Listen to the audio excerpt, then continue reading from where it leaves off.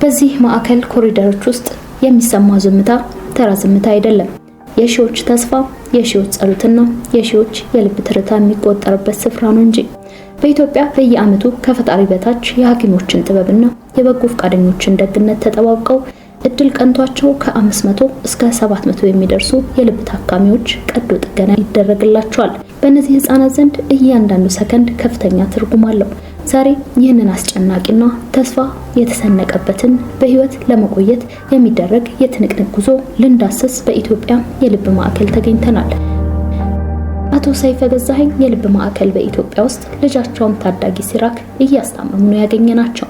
እሳቸው እንደሚሉት ልጃቸው መራመድ አይችልም ነበር።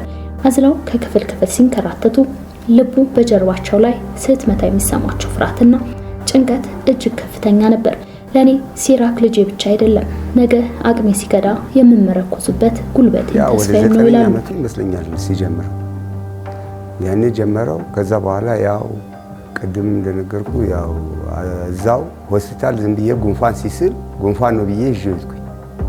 ከዛ ይሄ ሌላ ነው ብላ ወደ አጣት ሆስፒታል ላከች። አጣት ሆስፒታል ደግሞ ይሄ ልብ ኬዝ ስለሆነ ቀጥታ ለጥቁር አንበሳ ነው ብሎ ሪፈር ጽፎ ሰጠኝ። ጽፎ ከሰጠኝ በኋላ ጥቁር አንበሳዎች ይሄ ልጁ ስለጸናበት ቶሎ በግል አሰርተህ ውጤቱን አምጣ ምናምን ብሎኝ ብሩክ ከፍተኛ ክሊኒክ ላኩኝ።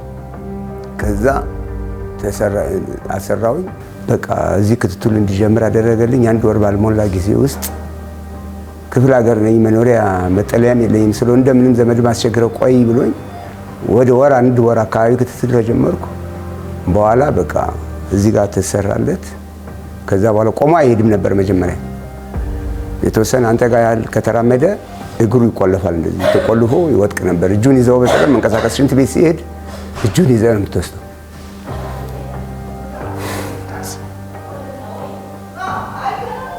የ17 ዓመቱ ሲራክ ላለፉት 8 ዓመታት ሕክምና ሲከታተል ቆይቷል። በልጅነቱ እንደ ጓደኞቹ ቦርቆና ተምሮ ለማሳለፍ ባይታደልም በተደረገለት የልብ ቀዶ ሕክምና ዛሬ መራመድ ችሏል። በተወሰነ መጠን የቤተሰቡን ደስታ መልሶ የእርሱንም በህይወት የመኖር ተስፋ አለምልሞለታል። ደህና ነው። ይኸው ያን ከተሰራለት ወዲህ 8 ዓመት ነው 9 ዓመት አካባቢ ቀኑን አልይዘውም። እንደ ልጆቹ ኳስ ተጫውቶ ምን ብሎ አይምጣ እንጂ እግር ጉዞ እንደፈለገ ይሄዳል። ክትትሉን የተወሰነ ጊዜ ከአቅም ማነስ ያቋረጥንበት ጊዜ አለ። ቆይተንም ብንመጣ አልነው ወጉን የሚቀበሉና ትራንስፖርት ችግር ነው።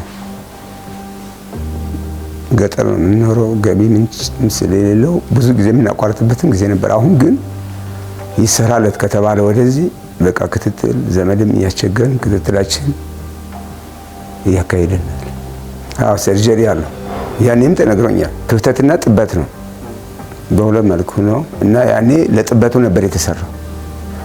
ጥበቱ ሲሰራለት ደህና ሆነ፣ ተራምዶ ይሄዳል። አሁን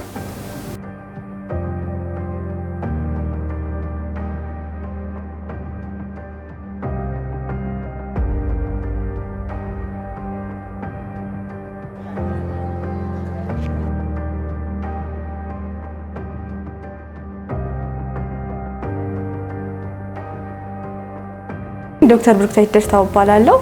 አሁን የምንገኘው በኢትዮጵያ የልብ ህሙማን ህጻናት መርጃ የኢትዮጵያ የልብ ማዕከል ውስጥ ነው።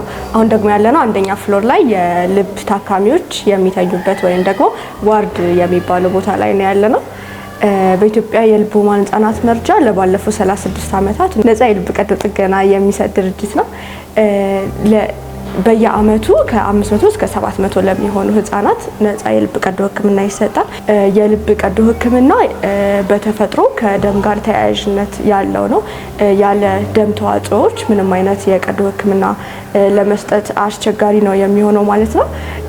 በዋነኝነት ደግሞ የኢትዮጵያ የደም ባንክ እነዚህን የደም ተዋጽኦዎች በሚያስፈልገው ጊዜ በማንኛውም ጊዜ አቬሌብል በማድረግ እየተባበረን ይገኛል። ዶክተር ብሩክታይት ደስታው የልብ ህክምና ያለ ደም አቅርቦት ፈጽሞ የማይታሰብ ነው። የሐኪሞች ጥበብ ፍሬ የሚያፈራው የሲራክም ህይወት ተርፎ ዳግም መራመድ የቻለው ደም በለገሱት ባለቅን ልቦች ጀግንነት ነው። ደም ከሌለ ቀዶ ጥገናው ሊታሰብ አይችልም። ደም መለገስ የጤና በረከት፣ የህሊና እረፍትና የሀገር ተስፋ ነው። ዛሬ በጥቁር አንበሳ የልብ ማዕከል ወረፋ ይዘው ለቀዶ ሕክምና ሂደታቸውን የእርሶን ለጋስነት የሚጠባበቁ ብዙ ሲራኮች አሉ። የነሱ ነገር በእርሶች ላይ ነው። በህክምና ዙሪያ በተለይም ደግሞ በቀዶ ሕክምና ዙሪያ የደም ተዋጽኦች የሚያስፈልጉባቸው ክሪቲካል የሆኑ ኬዞች አሉ። ለእናቶች ለቀዶ ሕክምና ለሚደረግላቸው በተለይ ደግሞ ለህፃናት አስፈላጊ ነው ማለት ነው። ስለዚህ ሁላችሁም ደም በመለገስ ለዚህ ወሳኝ ተግባር አስተዋጽኦ እንድታደርጉ በትህትና ጠይቃለሁ። እኔ በጣም ነው ደስ የሚለው። እኔ ብዙም ጊዜ ያው ከተማም ነዋሪ አይደለሁም፣ ሸራ ተወጥሮ ያለው ሲሰጡ ሳይ እንዴት ደም ይሰጣሉ ብዬ እያልኩ ጠይቃለሁኝ። እንዴት ነው ምናምን ብዬ ሁሉ ጠይቄያለሁኝ እና እግዚአብሔር ይስጣቸው። ይሄ ሰብአዊ እንትናቸውን ርህራሄያቸው ከውስጣቸው ያለው ርህራሄ ነው ይሄን ነገር የሚያደርጋቸው። ሰውንም አስገድዷቸው ሳይሆን ራሳቸው ህሊናቸው አስገድዷቸው። ይሄ በጣም ጥሩ ነው። ወደፊትም ይሄ በጣም ደስ የሚል